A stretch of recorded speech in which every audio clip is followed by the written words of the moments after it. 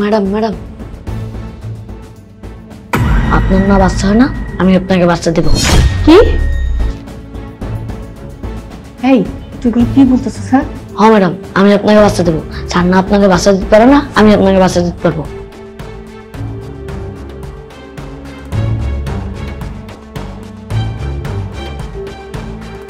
এই তুই এগুলো কি বলতেছিস? তুই কি পাগল হয়ে গেছিস? তুই আমাকে বাচ্চা দিবি মানে? ম্যাডাম আমি সত্যি বলছি, আমি আপনাকে বাচ্চা দিতে পারবো।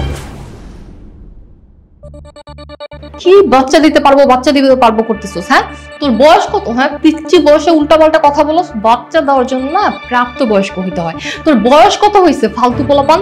ম্যাডাম আমার সেই বয়সটা না হলেও বাচ্চা দেওয়ার মতো বয়সটা হয়েছে। মানে তুই সত্যি আমাকে বাচ্চা দিতে পারবি? এখানে তো দেওয়া সম্ভব না, স্যার তো রুমে আছে। আপনি আমার সাথে চলেন, পাশে একটা জঙ্গল আছে, সেখানে কোনো মানুষ যায় না, কোনো কেউ যায় না, সেখানে চলেন, সেখানেই আমি আপনাকে বাচ্চা দেবো। জঙ্গলে? ম্যাডাম আপনার লাগবে কিনা কোন? আচ্ছা ঠিক আছে, কি আর করার, চল।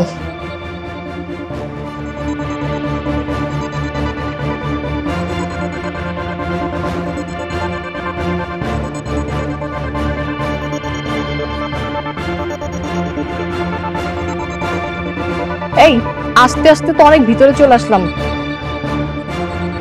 দে এবার বাচ্চা দে। ম্যাডাম আপনি একটু অপেক্ষা করেন, আমি আসতেছি।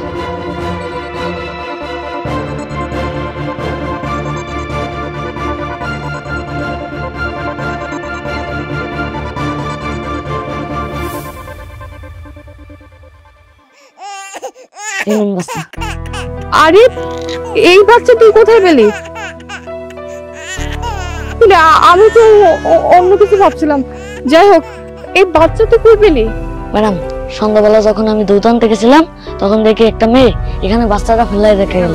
আমি 2টা বছর ধরে বাচ্চার জন্য কতটা কষ্ট করতেছি, প্রতিনিয়ত আল্লাহর কাছে বলতেছি আল্লাহ আমাকে একটা সন্তান দাও। আর মানুষের সন্তান হওয়ার পরও এভাবে রাস্তাঘাটে ফেলা রেখা যায়। হায় রে মানুষ।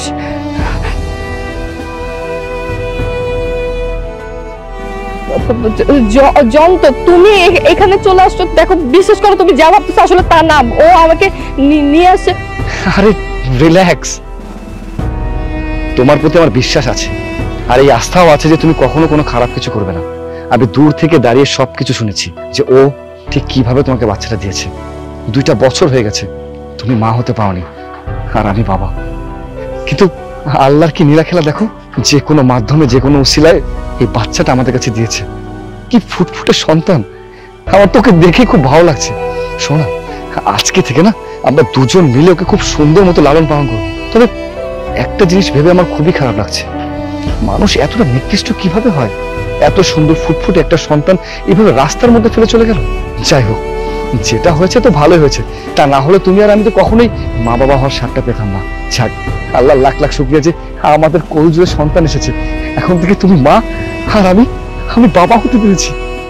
আর তোমাকে অসংখ্য ধন্যবাদ। আজকে তুমি আমাদেরকে মা বাবা হওয়ার স্বাদটা দিতে পেরেছো। তোমার এই ঋণ আমি আজীবন মনে রাখবো। আজ থেকে ও আমাদের বাচ্চা, ও আমাদের সন্তান। তুমি ওকে কুলে নিবে? হ্যাঁ দেওয়া